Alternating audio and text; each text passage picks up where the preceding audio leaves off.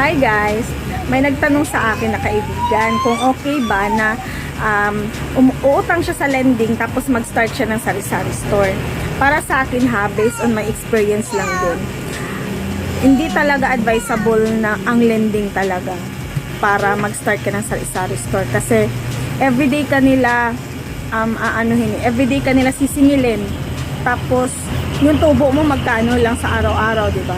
So parang kung gansi ka ba? Gansigid ka. Kaya nga no, everyday ka nila kapaninglon. Tapos, kumbaga parang nagtinda ka lang para bawasan nila araw-araw. So, pinaka the best way para mag-start ka ng ng sari-sari store, kasi maliit lang yung puhunan, at least sarili mo. So, kunwari 1,000 lang, okay lang yun. Pa isa-isa, pa dalawang mga kape, ganun. Tapos mag-start ka ng 3 dilata, 2 corned beef, 2 beef loaf, 2 sardinas, ganun-ganun lang. Kung ano lang yung basic needs na pang-araw-araw na hinahanap ng tao. So, mantika, 1 kilo, tapos ibalot mo yan, i-ano mo siya ng lalagyan na tagli 5 piso, ganito, ganyan. So, mga asin, asukal, mga ganun. So, mag-start ka ng maliit na puhunan na galing sa bulsa mo, galing sa extra mo. Wag kang papasok sa lending tapos mag-start ka ng sari-sari store, kasi napaka yan.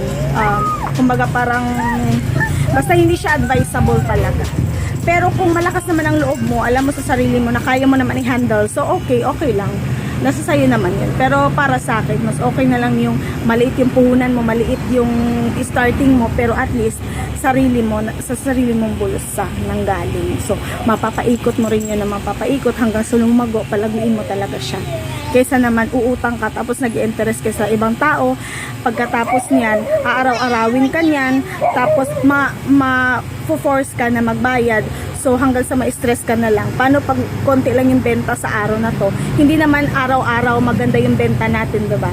So mas maganda yung nag-start ka ng business na walang hassle. So kasi malaki din kasi ang interest ng lending.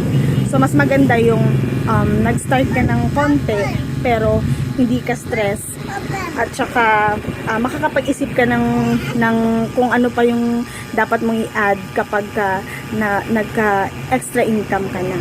So yun, mas maganda pa rin yung sarili mo talagang pinag-ipunan yung puhunan ng iyong tindahan.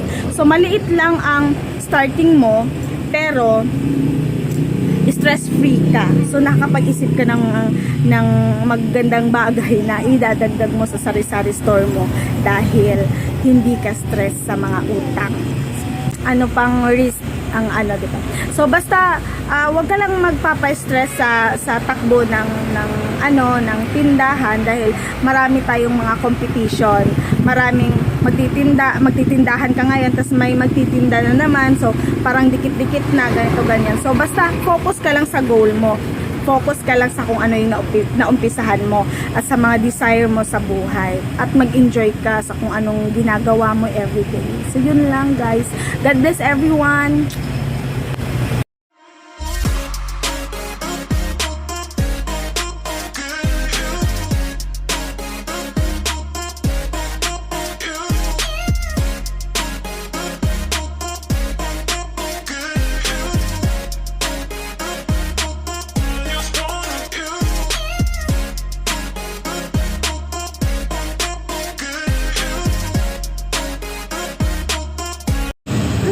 Thank you guys for watching. God bless everyone. Mwah.